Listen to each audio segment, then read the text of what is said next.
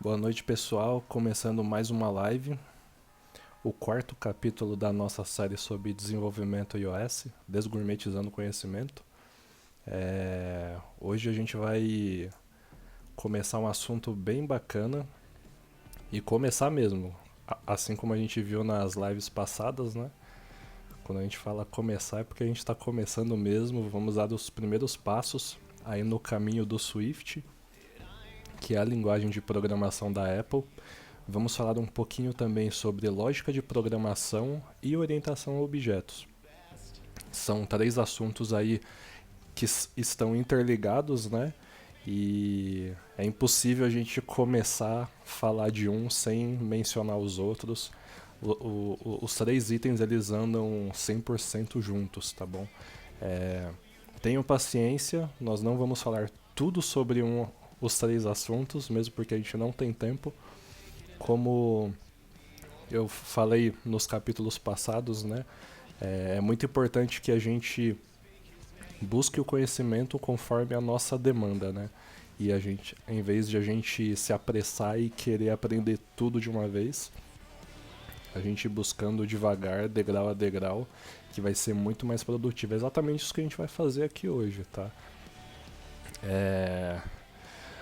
Dar uma boa noite especial aí para minha mãe que está acompanhando a live. Ela tá aí desde o começo, mas ela tava com uma dificuldade aí para se cadastrar na Twitch para poder comentar no chat. Bacana, mas muito bom ter a senhora aqui acompanhando também. O a live, o conhecimento é para todos, para a senhora também. Minha mãe é professora da quarta série, eu acho, né? Então a gente vai ensinar desenvolvimento mobile para ela também.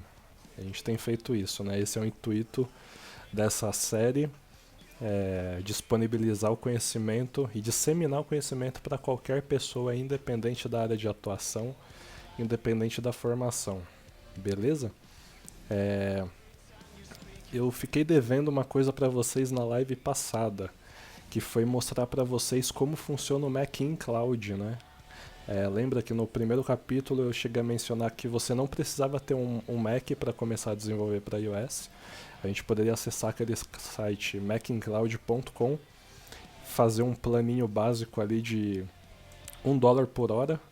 E eu fiz a assinatura e vou mostrar aqui para vocês como é que funciona, tá? Logo que você se cadastra no site, você recebe um e-mail com todas as instruções, tá?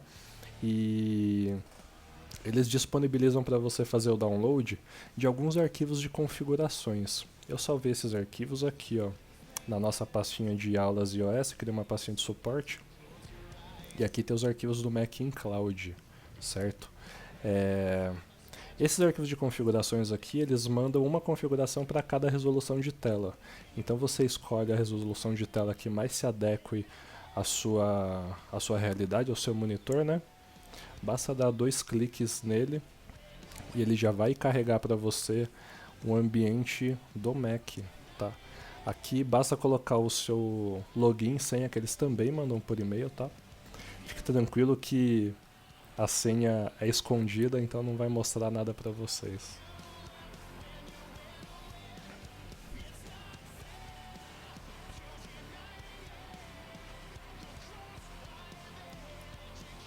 Olha só, coloquei o login e senha e ele já inicia para mim um ambiente de desenvolvimento de um Mac. Então você não precisa ter um Mac de fato para fazer isso. Pode fazer isso de qualquer computador, tá bom? Até de uma LAN house você consegue fazer. E aqui já está todo o ambiente de desenvolvimento. Aqui a gente pode ver o nosso Xcode que a gente tem usado, né? Lá você clica, você cria um novo projeto, igualzinho como um Mac normal, tá bom? Olha aqui, ó. Criar um projetinho de teste aqui só pra gente ver ele rodando. E vocês vão perceber que é o mesmo ambiente do Mac, vou salvar na área de trabalho mesmo. E ajuda muito, principalmente nesse começo, quando a gente está começando o desenvolvimento, a gente não tem o ambiente, o equipamento necessário, ajuda demais. Aquela primeira, é uma das primeiras barreiras que a gente ajudou a quebrar, né? Olha aqui, ó, aqui a gente já tem a nossa lista de simuladores. A gente pode escolher um, rodar o projeto. Ele vai rodar normalmente, tá? Não tem nenhum problema. É bem bacana mesmo.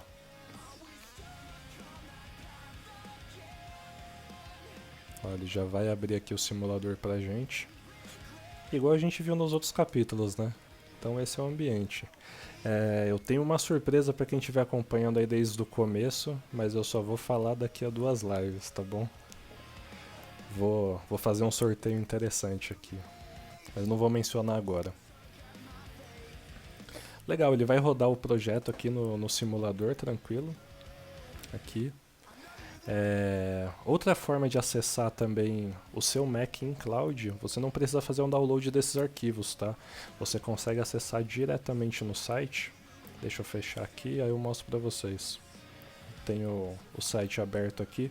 Quando você faz o login, esse é a tua área de trabalho, né? Dentro do Mac in Cloud. Então aqui no seu usuário você tem algumas ações. Basta clicar aqui em Connect Now, que ele vai abrir o Mac aqui no browser, tá bom? Bom, é isso. Primeiro parêntese sobre o Mac in Cloud, matamos ele, deixa eu fechar aqui. E antes da gente começar a falar sobre programação, a gente ficou com uma pendência também da live passada, né? Deixa eu começar, já instalei a minha garrafinha de água aqui. O desafio dessa live é acabar com a garrafa de água também. E a gente vai conseguir. Bom, na live passada a gente, no finalzinho, né, a gente ficou com um problema que a gente não resolveu ali. Eu deixei como desafio para vocês. Vamos abrir o Xcode? Quem lembra? Command espaço, Xcode. Já tá um craque aqui nas teclas de atalho do Mac, né? Fala a verdade. Vamos abrir aqui a nossa calculadora.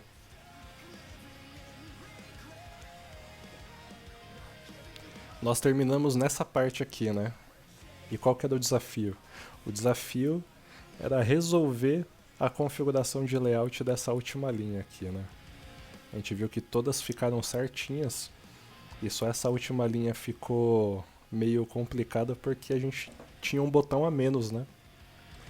E se a gente comparar com a calculadora mesmo, a gente pode ver que ela tá bem diferente, né? E aí, quem conseguiu? Bom, tem uma dica aqui que eu vou passar para vocês. Quando a gente está trabalhando com Stack View, a gente já viu que o conteúdo ele se adequa ao tamanho da stack se a Stack View possui um tamanho fixo, perfeito? Também vimos que a Stack View possui uma configuração de distribuição aqui, e ela distribui os itens por igual, tá?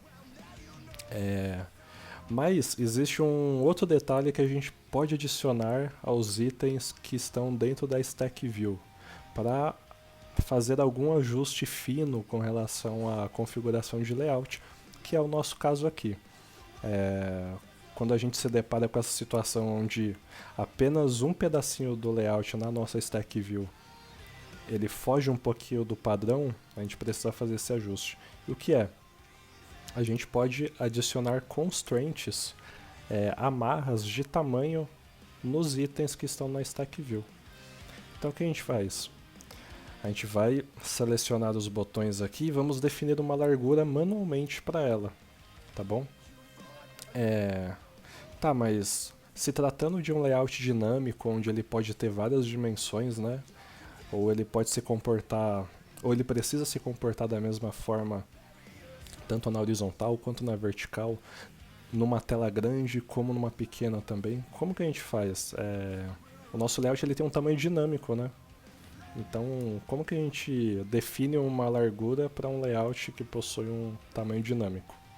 Bom, no começo da live passada, eu comentei sobre, não sei se foi no começo ou no meio, enfim, quando a gente começou a estruturar esse layout, a primeira dica que eu dei foi tentem identificar padrões na estrutura do layout, perfeito? E nós identificamos um padrão aqui nessa configuração de layout, onde os elementos eles eles estão listados de forma vertical, né? A gente possui linhas verticais. E dentro de cada linha, a gente possui elementos na horizontal.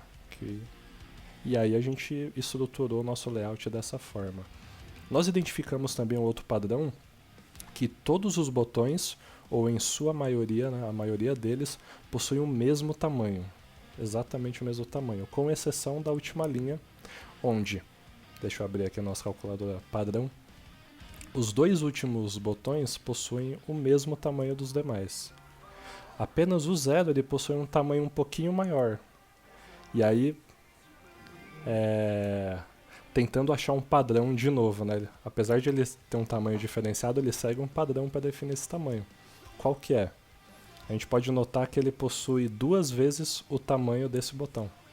2 vezes o tamanho desse, 2 vezes o tamanho desse. Perfeito?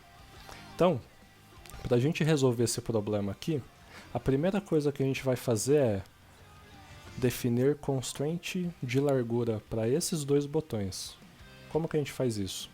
A gente vai segurar a tecla Ctrl do teclado, certo? Vamos clicar aqui no elemento e arrastar até o outro. Por que eu estou criando uma constraint de largura entre esses dois elementos? Primeiro padrão, os botões eles têm o mesmo tamanho, perfeito?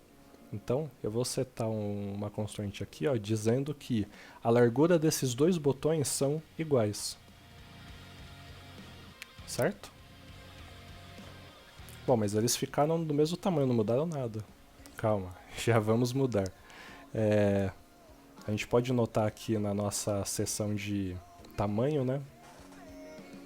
Na parte de constraint, foi adicionada uma constraint horizontal para definir a largura do elemento. Perfeito? Isso aqui a gente já viu nas outras lives, também vocês já estão craques nessa seção aí. Bom, agora o que falta? Definir a largura do número 0. Porque, relembrando o padrão desses botões aí, né? O número 0, ele possui o mesmo tamanho desse botão vezes 2. Então, o que a gente vai fazer? Da mesma forma que a gente fez com o botão igual e a vírgula aqui, a gente vai fazer com o 0. Segurei o Ctrl, cliquei e arrastei para o botão que está do lado. E vou também definir uma constante de largura, dizendo que a largura dele é igual a esse botão. Legal. Adicionei aqui a largura. E aí o que a gente precisa fazer agora? Aqui na seção de constraint, lembra o que acontece quando você clica 2 vezes aqui na constraint? Ele abre uma seção de configuração daquela constraint, né? Onde a gente tem o primeiro item, a gente tem a relação entre eles e a gente tem o segundo item. A gente pode ver que tanto o primeiro item quanto o segundo item, eles têm uma relação de igualdade quando a gente está falando de largura, tá bom? Ou seja, eles possuem a mesma largura. Mas por que olhando aqui visualmente, né, parece que eles têm uma largura diferente? Tem um item muito importante na configuração da constraint que chama multiplier. O que é o multiplier? Multiplier é um fator que é numérico, né? Ele vai de 0 a infinito. Na verdade, 1 a infinito, né? Que é o que? É um multiplicador daquela constraint.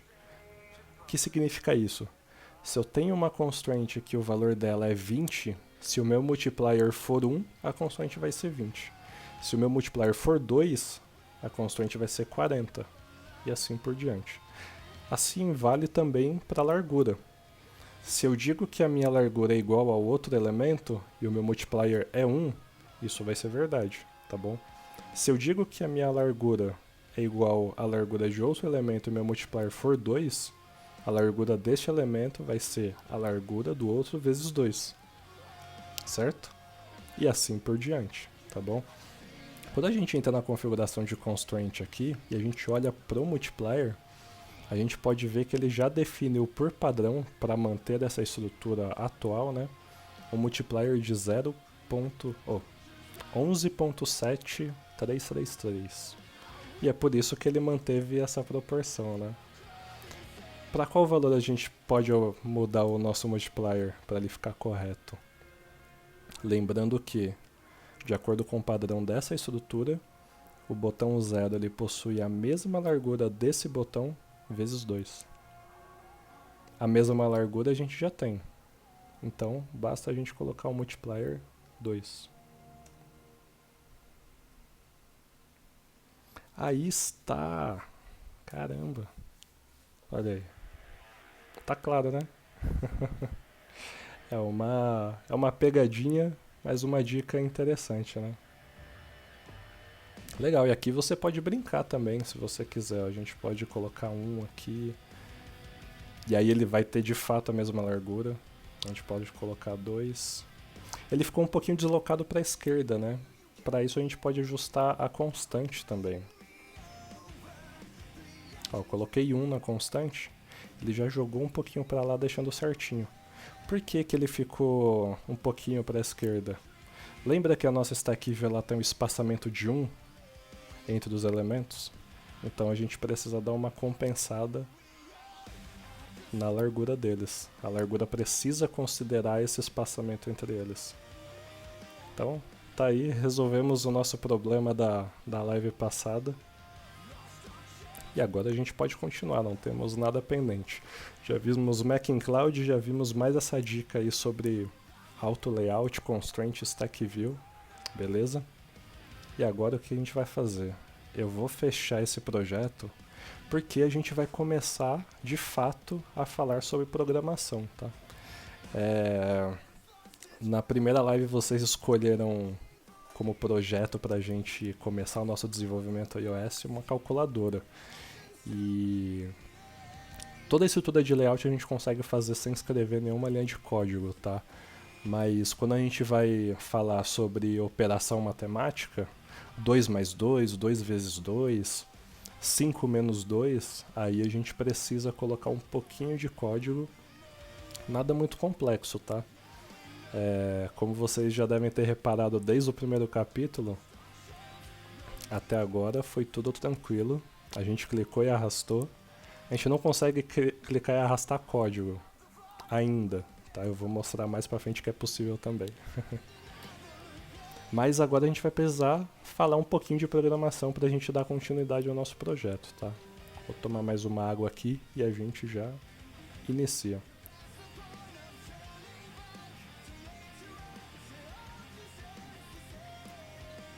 Se vocês tiverem alguma dúvida, pode perguntar que a gente volta.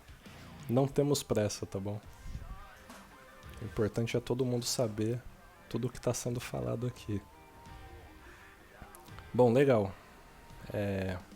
Pratiquem bastante essa estrutura de layout, tá? Vai ser muito útil para vocês. Vou fechar ele aqui.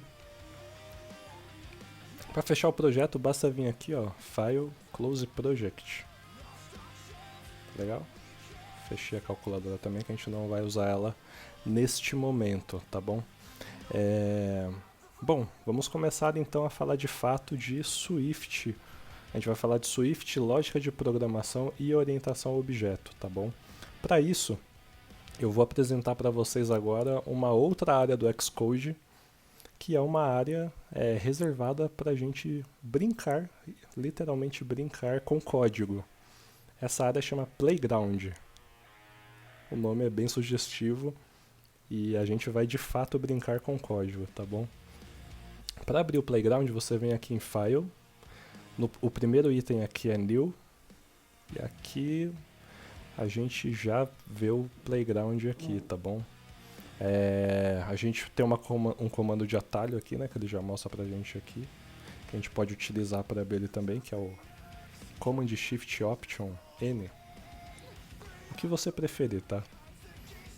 Quando você abre o Playground, ele abre essa janela aqui de algumas opções que você pode escolher, tá? Nesse primeiro momento, como eu falo em todas as lives, nós vamos passar sobre todas as opções aqui, tá? Mas nesse primeiro momento, para não confundir vocês não ficarem com muita coisa na cabeça e acabar atrapalhando um pouquinho a absorção do conhecimento, Foquem no primeiro item, tá bom? Nós vamos criar um playground em branco. Perfeito? Deixei selecionado ali, dei um next. Qual o nome que a gente coloca aqui? Calculadora. Vou chamar de calculadora também. Ponto .playground eu mantenho, tá? Porque é a extensão do arquivo que o Xcode usa. E nós vamos salvar aqui na nossa pastinha de aulas de iOS.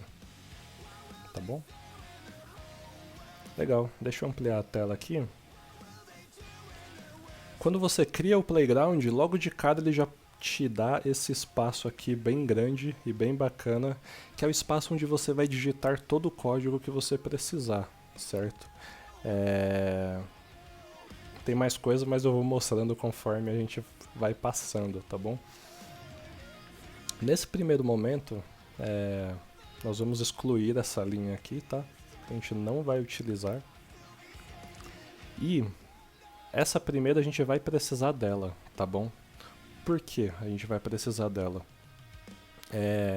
Todo o desenvolvimento mobile para iPhone, ele acontece, ele se desenvolve, né? Ele acontece utilizando-se uma série de bibliotecas que o sistema fornece para a gente, tá?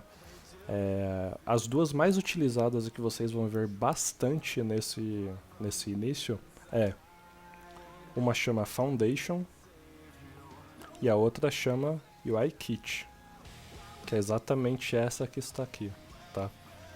Quando você usa essa palavrinha import, significa que você está importando uma biblioteca, um framework, uma API, enfim, independente do nome, tá bom? Todos esses nomes são válidos. E nesse caso aqui, inicialmente, nós estamos dizendo que nós vamos utilizar os recursos do UIKit, que é uma biblioteca que possui elementos de interface, que nos fornece algumas coisas importantes de interface. Como que eu sei que é interface, né? E aqui vai a primeira dica que eu vou dar para vocês sobre programação no iOS. Vocês vão notar que todos os componentes, todos os elementos, todos os objetos que a plataforma fornece para a gente possuem um prefixo no nome que sugere para a gente o contexto daquele elemento, tá? No caso, quando a gente fala de UIKit, e detalhe, o prefixo ele é sempre composto pela primeira letra das palavras daquele contexto, tá? Então, se a gente pegar aqui as primeiras letras, a gente tem UI. UI vem de User Interface, em português, interface do usuário, tá bom? Então, sempre que você vê aqui no começo do seu editor de código um import UIKit, significa que você está utilizando recursos disponibilizados por essa biblioteca de componentes do sistema, tá bom? Relacionados à interface por causa do UI, tá bom? Quando a gente for linkar o nosso código lá com o projeto da calculadora, vocês vão notar mais isso, tá bom? Fecha esse parênteses aqui. Eu não falei que era um parênteses e acabou virando um parênteses. Fecha esse parênteses, esquece um pouquinho isso daqui que não é importante agora, porque agora a gente precisa falar sobre lógica de programação e orientação a objeto, tá? Antes eu vou tomar mais um pouquinho de água que a garganta secou. Quem tiver alguma dúvida pode postar no chat que a gente vai conversando, não tem problema não.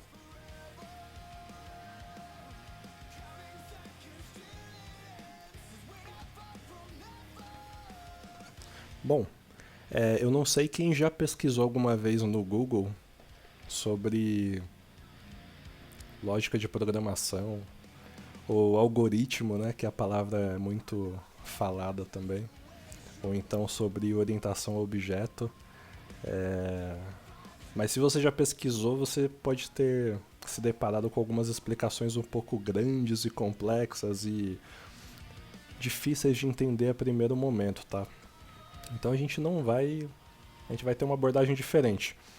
Conforme a gente for avançando, eu vou trazendo os termos para vocês e a gente vai linkando uma coisa com a outra, tá? Então esquece aqueles termos complicados, eu nem vou falar o nome deles agora para não confundir. Bom, lógica de programação e orientação a objeto. Vamos começar de trás para frente. Orientação a objeto. O que é orientação a objeto? Quando a gente fala de orientação a objeto dentro do desenvolvimento de software, nós estamos falando de uma representação virtual do mundo real. Outro parênteses que eu vou fazer aqui agora. Nada a ver com isso. Se vocês ouvirem ao fundo um gato miando, não se preocupem. A gente tem uma gata aqui em casa e ela está no cio nesse momento. Então ela tá maluca por atenção, tá bom? Mas não se preocupem. Ela mia um pouquinho e para. Voltando aqui para nossa aula. Orientação a objeto é uma representação virtual do mundo real, tá bom? O que significa isso na prática, tá bom? Vamos focar no objeto. Deixa eu ver um exemplo interessante aqui. Vamos supor que eu queira programar ou desenvolver um código que ilustre a minha cabeça. Cabeça, não só a minha, tá? Mas a cabeça de um ser humano. O meu objeto dentro da programação, ele é a cabeça, porque é aquilo que eu quero representar virtualmente, tá bom? É aquilo que eu quero representar na minha estrutura de código. Como que eu faço isso? Eu simplesmente escrevo cabeça. Beleza? Ignora esse erro que ele está dando aqui, porque agora a gente vai escrever muita coisa que não tem a ver com Swift, tá? É só para a gente entender certinho o que é orientação a objeto e lógica de programação. Então, beleza. Eu escrevi cabeça. A forma de eu criar uma estrutura para essa cabeça, isso serve para a maioria das linguagens de programação, tá? Tem uma ou outra que se diferencia, mas a maioria é essa. Como que eu crio uma estrutura para a cabeça? Eu simplesmente coloco esse símbolozinho aqui, que eu sempre esqueço o nome, mas vocês vão saber qual que é. Um para a direita e outro para a esquerda. E aí o que acontece? Dentro desse espaço aqui que ele cria, vai estar as propriedades e os itens relacionados à cabeça, certo? Parte do corpo humano. Perfeito? Esse espaço aqui, a gente chama ele de escopo do objeto, tá bom? Por que que é do objeto? Porque eu abri e fechei logo após eu definir o nome do meu objeto. Então eu tenho o objeto cabeça e aqui dentro eu tenho o escopo deste objeto.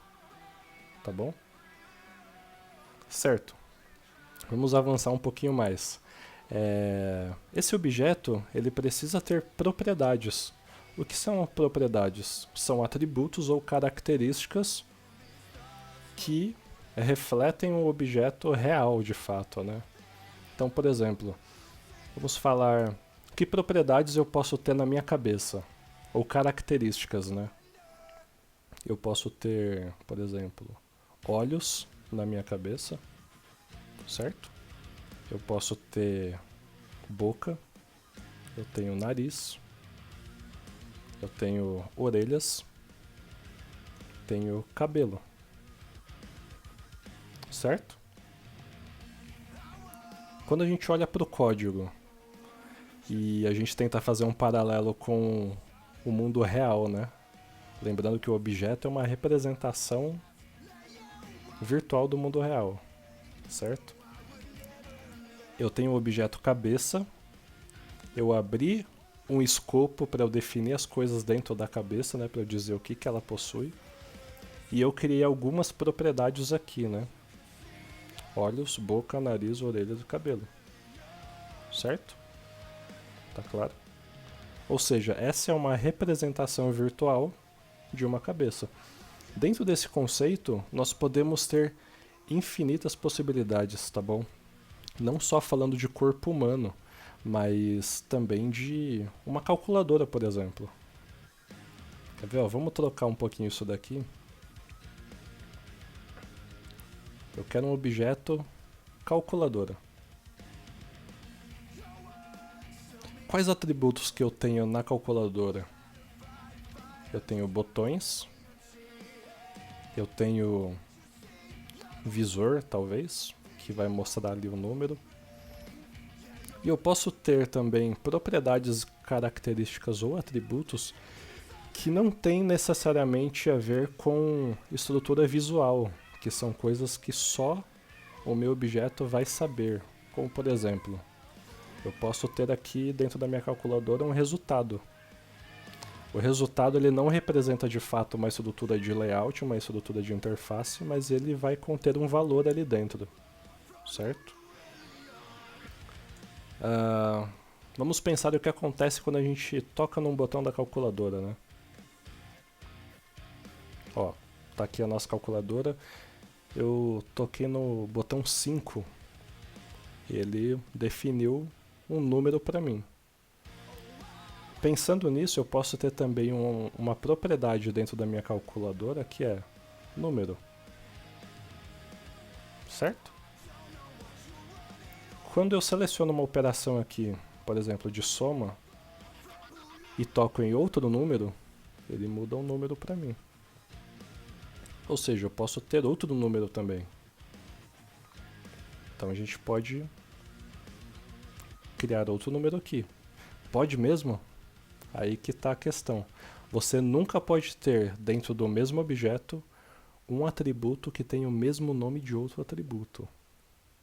Tá? E aqui a gente começa a modificar um pouquinho ele. Por quê?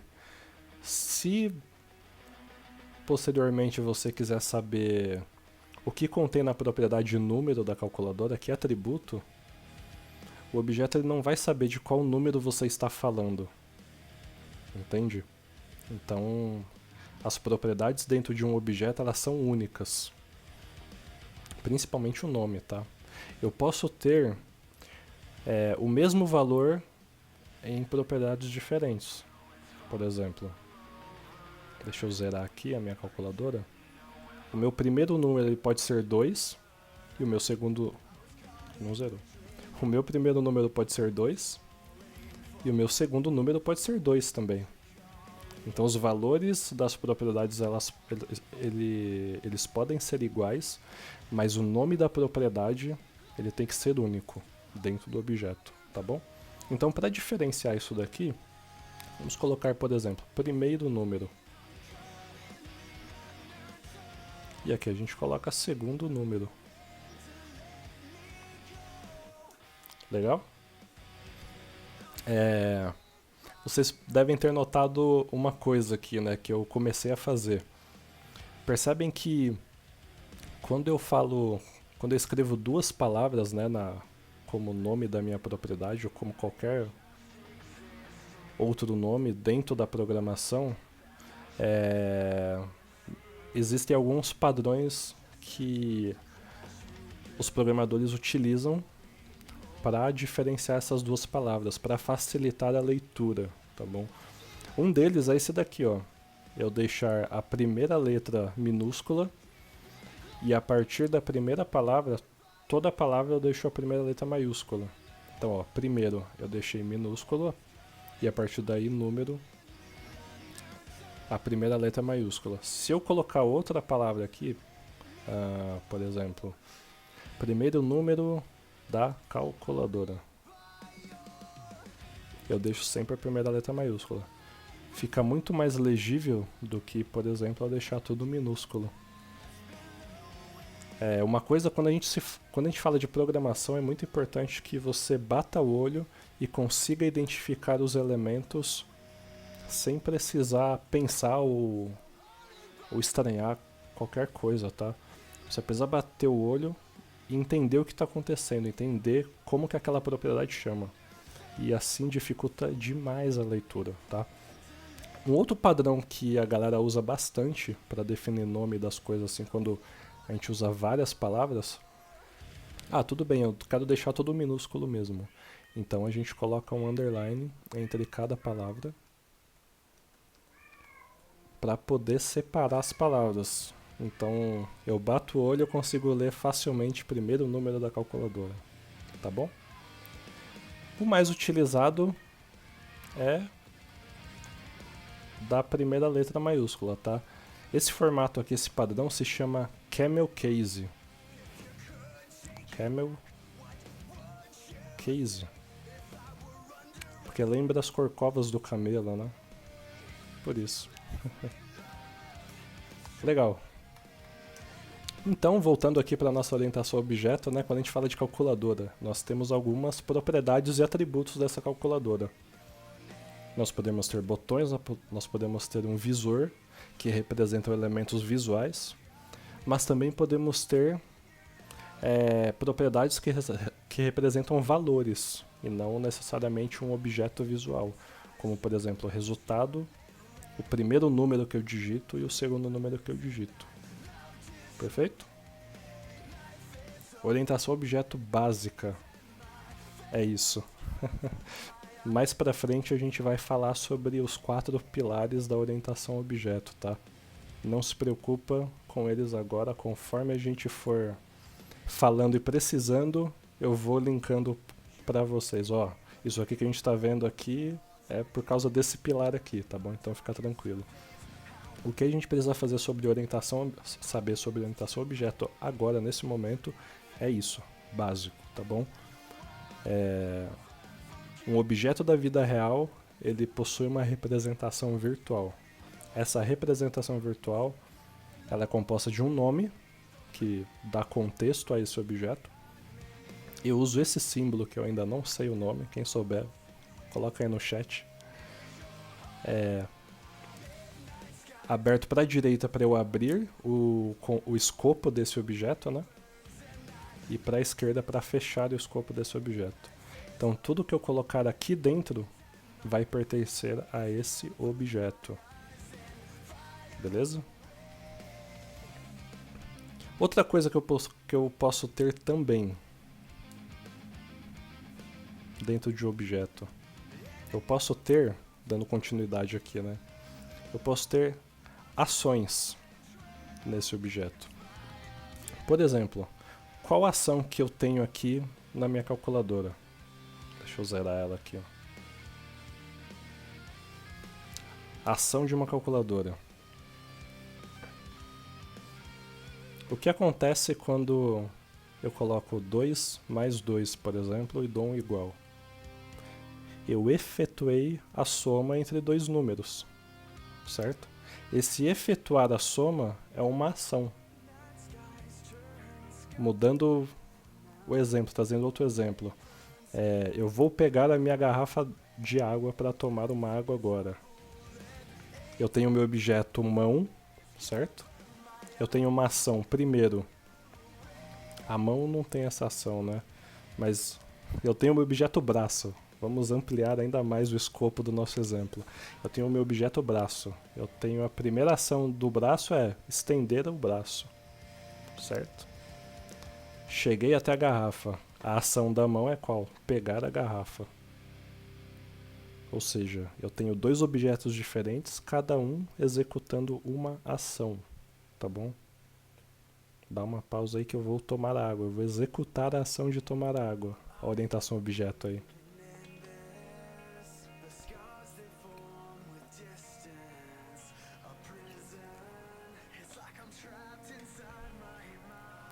Ó, eu, Renato, executei a ação de tomar água. Orientação objeto, representação virtual do mundo real. Nunca se esqueçam disso, tá bom? Então, voltando aqui para nossa calculadora. Como que a gente define uma ação dentro do nosso objeto? Vocês viram que a gente definiu propriedades aqui apenas escrevendo o nome delas, né? A gente não tem mais nada aqui dentro. Para definir a ação, nós vamos criar um outro bloco de código. E aí é um outro nome que vocês vão ver muito. Bloco de código é isso daqui, tá? Isso é um bloco. Dentro do objeto, nós vamos criar outro bloco de código. Qual que era a ação mesmo? Soma, né? É realizar soma, seguindo o mesmo padrão de nomenclatura, tá? Primeira letra maiúscula. Realizar soma. Nós vamos abrir e fechar o escopo do realizar soma, tá bom? Mas aí vem a primeira pergunta.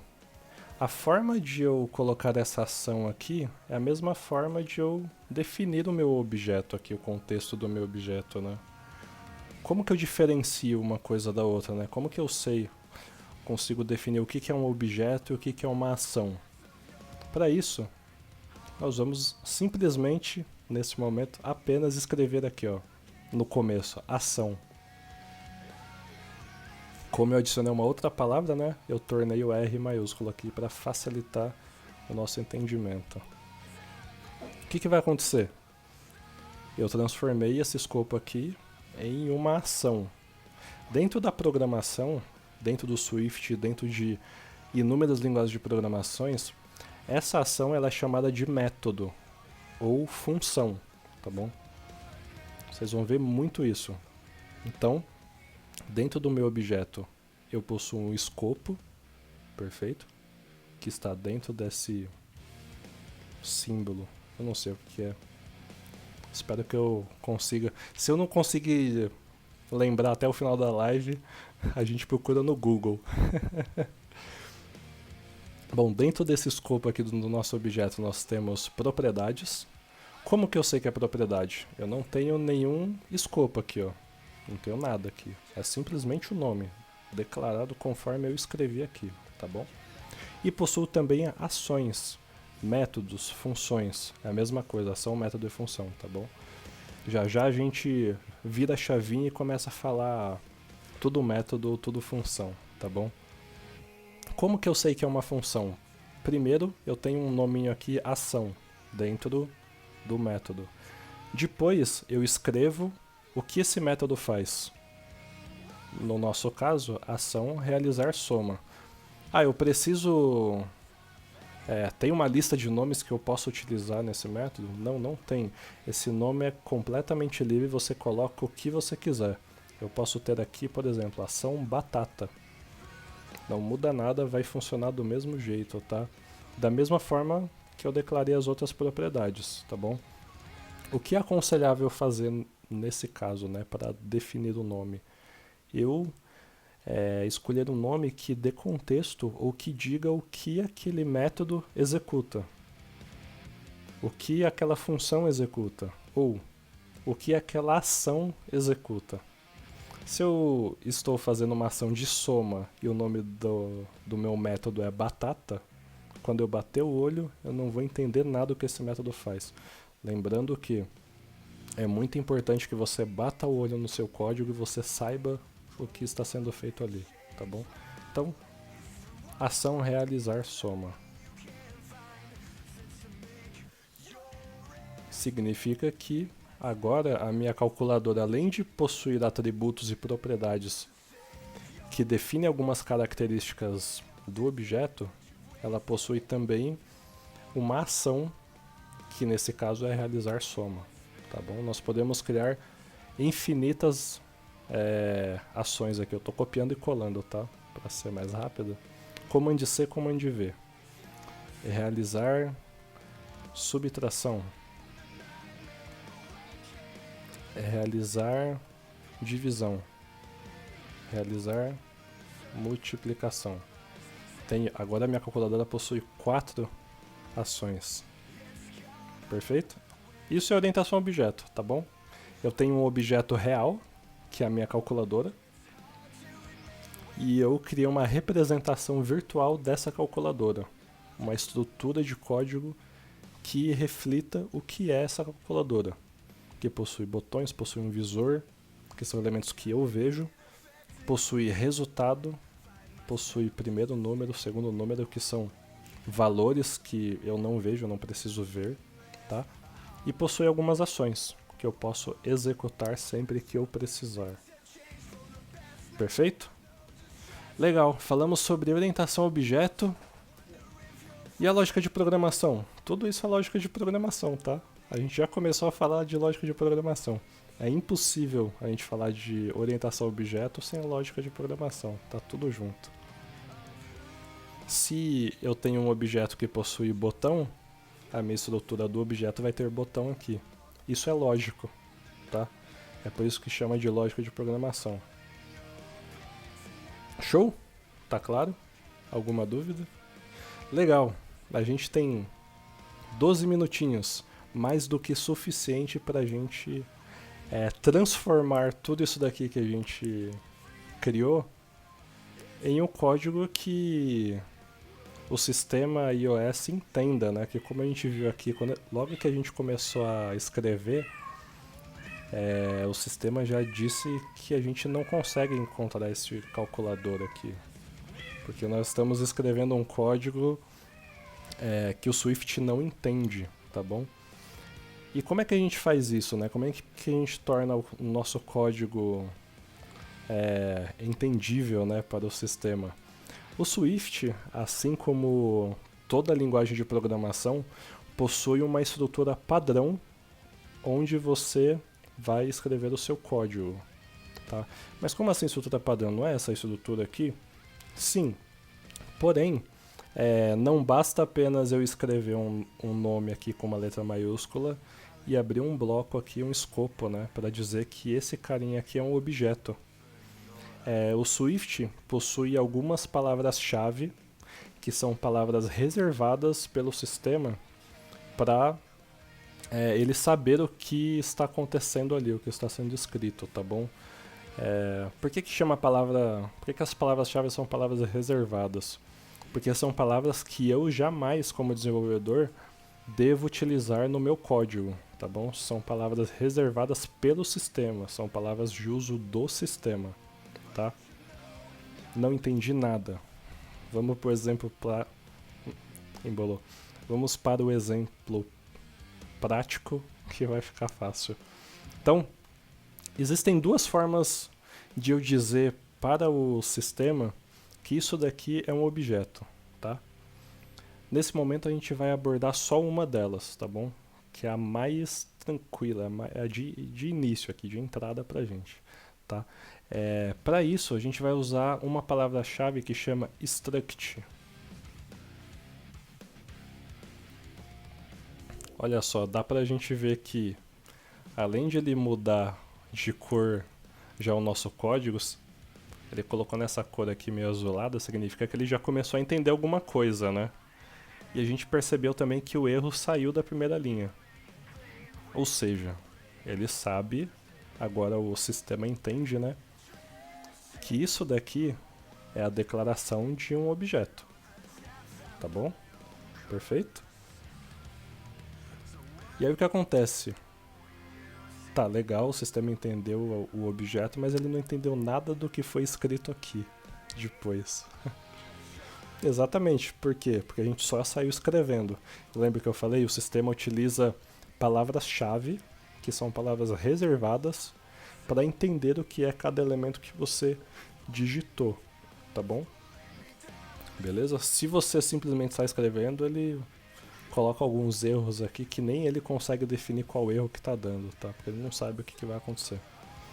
Então, a gente vai ver agora a nossa segunda palavra-chave. A primeira foi a struct. E aí, um detalhe importante. Sempre que você vai fazer uso de uma palavra-chave, você coloca ela antes do código que você quer definir, tá bom? Se eu colocar, por exemplo, struct no final, o sistema também não vai entender o que é isso. Se eu colocar aqui dentro do bloco, também vai continuar sem entender o que está acontecendo, tá bom? É muito importante, e isso existe em toda a linguagem de programação, tá? É muito importante que a gente obedeça a estrutura que a linguagem fornece para a gente. Então, sempre que eu for declarar um objeto, eu começo com struct, tá? E aí sim eu defino o escopo do meu objeto, que é composto por nome e o nosso bloco aqui de conteúdo, que é o que a gente vai colocar dentro do objeto, perfeito? A segunda palavra-chave, palavra reservada do Swift, é var. Por que var? Var ele vem de variável, certo? Que é utilizada para definir propriedades de um objeto, certo? Então sempre que eu tiver alguma propriedade que é um atributo ou característica daquele objeto, eu começo com a palavra var. Lembrando de novo, obedecendo a estrutura da linguagem, né? Sempre palavra-chave, palavra reservada, na frente daquilo que eu quero escrever. Perfeito? Isso não muda. Toda linguagem ela se configura dentro dessa estrutura, tá bom? Tem algumas particularidades que a gente vai ver muito lá na frente, mas não é importante agora, como sempre, né? Vamos pensar sempre nessa estrutura. Palavra-chave, aquilo que eu quero escrever de código, tá bom? Então, isso daqui é tudo propriedade. Então eu vou copiar e colar aqui.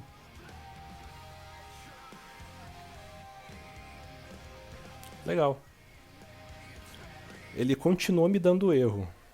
Mas agora o que acontece? Ele não deu um erro meio sem sentido. Ele já começa a entender o que eu estou querendo fazer aqui. Já já a gente olha para esses erros, tá bom? Porque a gente vai conhecer agora a nossa terceira palavra-chave. Palavra reservada da linguagem para definir ações, tá bom? Lembra que quando eu defini esses métodos aqui, né? Essas funções, essas ações, para a gente conseguir saber que isso era uma ação, eu coloquei essa palavra ação aqui, né? Pois é, o Swift possui uma palavra-chave para definir isso. Palavra reservada func. Eu vou sempre falar a palavra reservada, que é para vocês terem em mente que essas palavras não devem ser utilizadas por vocês, tá bom? Para escrever o código. Essas são palavras do sistema. Nós só utilizamos para dizer ao sistema iOS, ao Swift, o que é aquele código que a gente está escrevendo, tá bom? Então, vamos escrever aqui func. Se a palavra-chave func ela determina uma ação, não fica muito redundante eu ter ação aqui? Fica. Então eu posso simplesmente tirar, voltar aqui para o formato que era, né? Já que o func significa uma ação, um método, então não preciso explicitamente colocar ação, realizar alguma coisa. Eu posso deixar o nome um pouco mais enxuto, ficar mais fácil, ficar mais legível, certo? Agora ele começou a dar outros erros aqui, ele já começa a entender um pouquinho mais o que estamos querendo fazer, tá bom? Bom, vamos resolver os erros das propriedades e aí a gente vai pro da função, que é mais tranquilo, tá bom? Como a gente está aqui brincando no playground e a gente não vai ver nenhum elemento visual, eu vou remover essas propriedades aqui de botão e visor, tá bom? Porque não é importante nesse momento. Quando a gente for linkar esse nosso código lá com a nossa calculadora, aí a gente cria elas de novo já lá no nosso projeto do Xcode, tá bom? Então eu vou remover elas aqui e vou ter aqui resultado, primeiro número, segundo número, tá bom? O que ele está reclamando aqui para mim? Tem 3 erros aqui idênticos, certo? Ele está me dizendo que essa propriedade, esse atributo ou essa variável não possui um tipo. Não possui um tipo? Como assim um tipo, né? E aí vem mais um item importantíssimo quando a gente fala de programação e orientação a objeto. Toda propriedade possui um tipo. E o que é esse tipo? Esse tipo é um... como é que eu posso dizer? É É algo que vai dizer, que vai dar contexto àquela característica. Por exemplo, se eu estiver falando de olho, o meu olho ele pode ter uma propriedade cor, que ela é do tipo cor, certo? A minha boca ela pode ter uma propriedade que é tamanho, e o tipo dela vai ser tamanho, o tipo dessa propriedade. Tá, mas todos os exemplos agora eu disse o tipo, mesmo nome da propriedade, né? Bom, não é bem assim. Lembra que o tipo ele dá contexto àquele atributo, certo? Quando a gente fala de resultado, por exemplo, a gente está falando de valor. Se a gente analisar aqui na nossa calculadora, colocar 5 mais 5, esse é o resultado. O resultado é 10. Qual que é o tipo desse 10 aqui? O 10 ele possui um tipo numérico, porque é um número, certo? É muito intuitivo a programação, tá? Vocês vão ver que tudo faz sentido, é tudo muito coerente. E ele possui um tipo numérico. E dentro do Swift, nós temos alguns nomes que representam tipos numéricos, tá bom? E nesse primeiro momento a gente vai falar só de um deles, tá? Que é o int.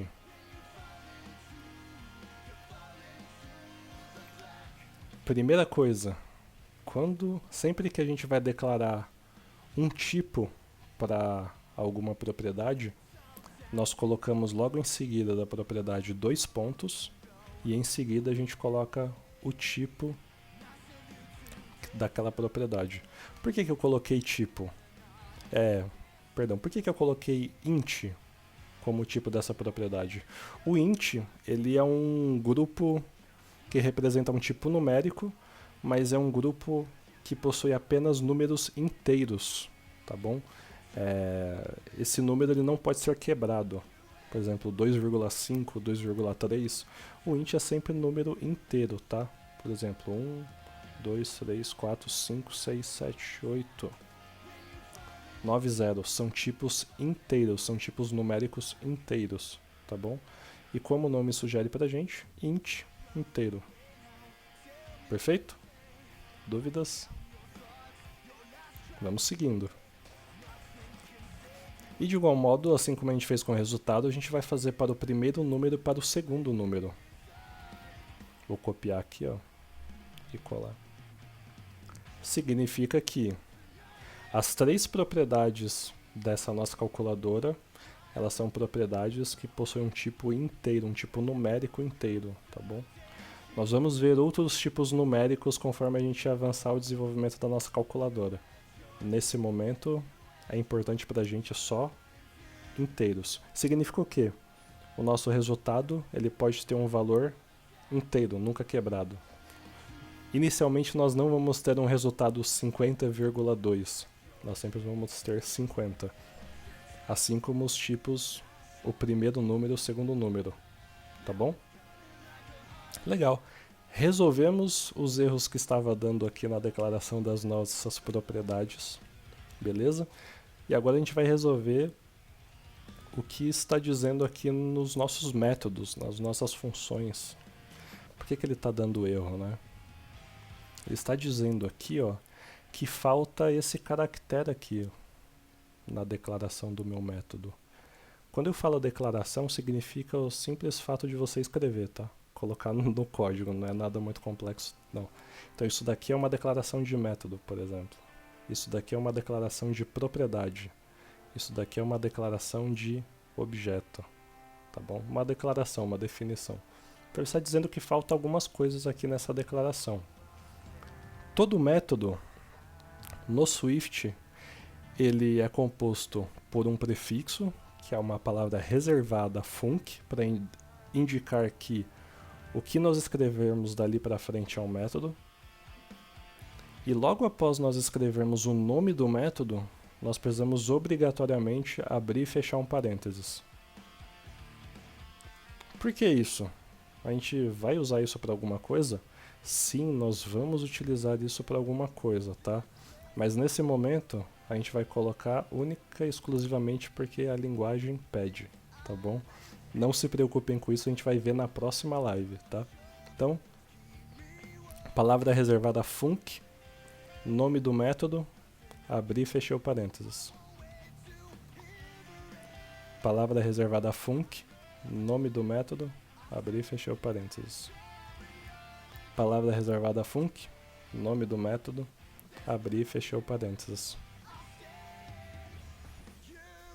Sumiram todos os erros. Perfeito. Bom, essa, agora sim, né, é uma representação inicial, virtual, de um objeto real, que é a nossa calculadora. Tá bom? E recapitulando o que a gente viu até agora, tá? Nós possuímos a declaração de um objeto. Como que a gente declara objeto dentro do Swift? Palavra-chave reservada struct. Por que palavra reservada? Porque você nunca vai poder utilizar essa palavra no escopo do seu código, tá bom? Não agora. Palavra reservada struct. Nome do meu objeto. Eu preciso pesquisar no Google que símbolo é esse, tá? Que eu não vou conseguir encerrar a live sem saber que símbolo é esse.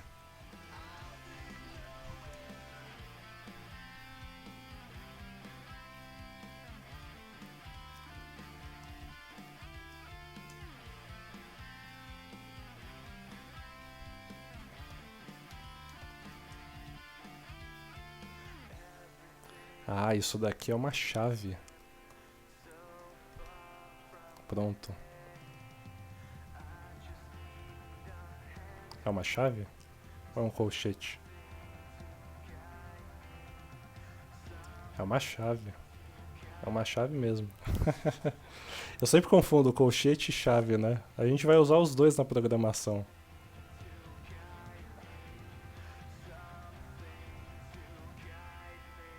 É isso mesmo. É chave, né? Colchete é o reto, né? Isso. Colchete é o reto. Perfeito. Nós vamos usar chaves e colchetes, tá bom? Espero não esquecer isso mais. Voltando. Nossa, que parênteses totalmente fora do foco, né? Perdão, galera. Vamos voltar aqui, ó. Palavra reservada struct, reservada porque eu não posso utilizar, tá bom? É reservada para a linguagem. Palavra reservada struct, nome do método e colchete. Eu defini o escopo do meu objeto, tá bom? Dentro dele, eu possuo algumas propriedades. Como que eu defino propriedade? Palavra reservada var, reservada porque eu não posso utilizar no meu código. É reservada para a linguagem, para o sistema. Palavra reservada var, indicando que o que eu escrever a partir daí é uma propriedade. Nome da propriedade, 2 pontos, indicando que eu terminei de definir o nome da minha propriedade. Tá bom? Após os 2 pontos, o tipo da minha propriedade. Neste primeiro momento, nós definimos um tipo int para essa propriedade. O int significa que é um tipo numérico inteiro, certo? Que vai de 0 ao infinito, sempre inteiro, nunca número quebrado, tá bom? Temos outras duas propriedades, também da mesma forma, da mesma definição, né? Palavra-chave reservada, var, nome da propriedade, 2 pontos indicando que eu terminei de escrever o nome da minha propriedade, e a partir dos 2 pontos eu defino qual que é o tipo daquela propriedade, tá? Fazendo a nossa analogia lá com o corpo humano, se isso aqui fosse um olho, eu teria uma propriedade do tipo olho, eu teria uma propriedade do tipo cabelo, e assim por diante. A gente vai ver isso mais pra frente, como é que a gente cria esses tipos customizáveis. É muito bacana. Mas nesse momento, inteiros, tá bom? Além dessas propriedades, a minha calculadora ela pode realizar algumas ações. Ações que na linguagem de programação são chamadas de métodos ou funções, certo? Quais ações, quais métodos, quais funções a minha calculadora possui? Soma, subtração, divisão e multiplicação. E como que eu defino um método? Palavra reservada func, indicando que o que eu escrever a partir dali é o nome do método. Palavra reservada func, nome do método realizar soma. Abro e fecho parênteses nesse momento porque é obrigatório dentro da linguagem, faz parte da estrutura da linguagem. Aqui, para declarar a nossa propriedade, a gente viu que os dois pontos indicam que a gente terminou de escrever o nome da propriedade. No método, o parênteses indica que nós terminamos de escrever o nome do método, tá bom? E abre e fecha chaves, colchetes. Nossa, eu já esqueci. Bom, vocês entenderam. A gente já vai ver o que a gente vai fazer com isso daqui, tá bom? Próximos métodos, palavra reservada func, nome do método, abre e fecha parênteses indicando que eu terminei o nome do meu método. Abre e fecha colchetes. Eu vou de colchetes, se tiver errado eu corrijo na descrição depois. Palavra reservada func, nome do método, realizar divisão, abre e fecha parênteses, mostrando para a linguagem que eu terminei de escrever o nome do método, abre e fecha colchetes. E para fechar, palavra reservada func, nome do método, parênteses para dizer que eu terminei o nome do método, abre e fecha colchetes. Esta é uma estrutura que representa virtualmente o meu objeto calculadora. Perfeito?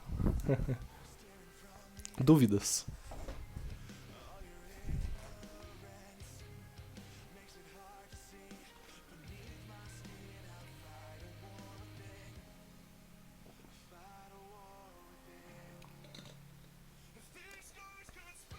Muito bom. Como não temos nenhuma dúvida, significa que está todo mundo sabendo. Desafio para vocês para essa semana, tá? Pensem em algum outro objeto que não seja calculadora. Pode ser lápis, pode ser caderno, pode ser computador, pode ser camiseta, pode ser qualquer coisa. Abram o playground do Xcode e tentem brincar um pouquinho criando estruturas desse objeto, tá bom? É muito importante que na próxima live a gente chegue com isso daqui muito bem fixado na mente para a gente conseguir avançar sem nenhum problema, tá bom? Tenham paciência, vejam e revejam o vídeo quantas vezes forem necessárias, tá bom? O conhecimento ele é absorvido conforme você pratica, conforme você vai colocando em prática e trazendo exemplos novos, tentando pensar nas possibilidades desse objeto, né, que a gente está estruturando. Todas essas coisas vai fazer com que o conhecimento ele fixe na sua mente, tá bom? E cada vez mais tudo isso vai ficando mais fluido, mais eu sempre tento terminar uma live com alguma frase de impacto e sempre travo no começo. No começo não, no final, né? Enfim. Bom, galera, é isso. Obrigado aí por acompanharem mais uma live. Dessa vez nós demos os primeiros passos, primeiros mesmo, tá? No Swift, lógica de programação e orientação a objeto. Essa introdução ela é extremamente importante. Vocês viram, né, que para definir uma estrutura básica inicial de um objeto, a gente falou sobre muita coisa. E é importante todos esses conceitos, toda essa base, ela é fundamental para a gente dar seguimento no assunto, tá bom? Parte 1 sobre Swift, lógica de programação e orientação a objeto. Ainda hoje esse vídeo vai estar no YouTube, compartilha Reveja quantas vezes quiser, tá bom? E na próxima terça a gente dá continuidade aí a nossa caminhada dentro do Swift, tá bom? Valeu, pessoal. Grande abraço. Boa noite, ótima semana pra todo mundo. E até a próxima live. Valeu.